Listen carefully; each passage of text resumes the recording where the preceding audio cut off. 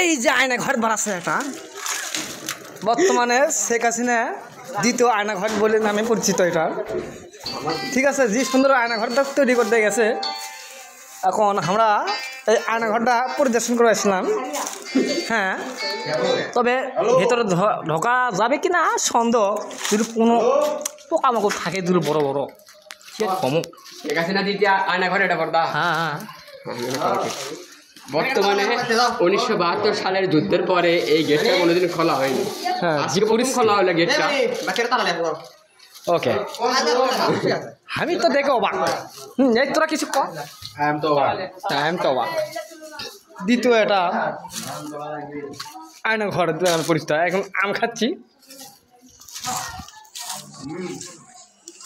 খুব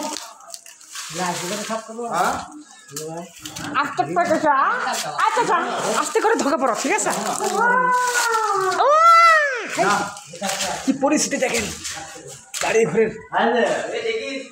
সাপটা থাকতে পারে, দর্শন হবে। ঠিক আছে, কিছু আছে কিচ্ছু নাই, কাশে মুক্ত হচ্ছে। আমি আয়না ঘর দেখতে পাচ্ছি নাকি কাশে মুক্ত হচ্ছে। এই দরজাটা খুলতো থাকতে পারে আমার মামা, কিচ্ছুই না, খালি খাটটা পরে আছে।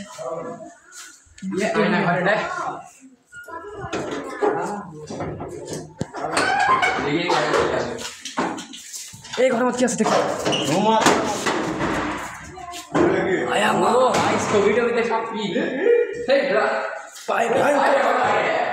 এত সুন্দর জায়গা। ও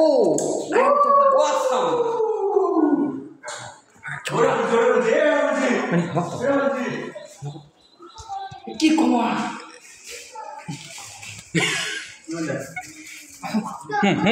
গো গো গো, হেই এটা কি?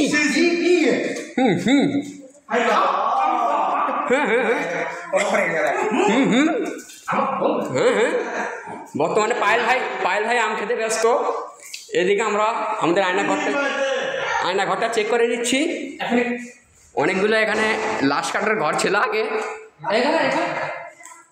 কি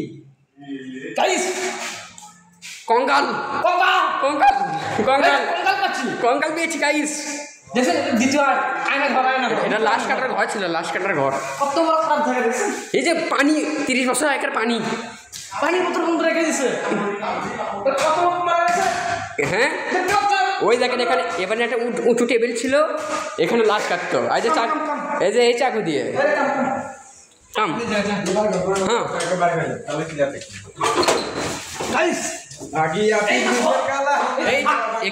এখানে লাশ কাটতো।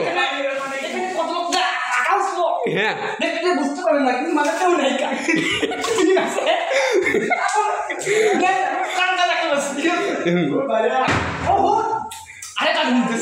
এটা লাশ হাকনের জিনিস।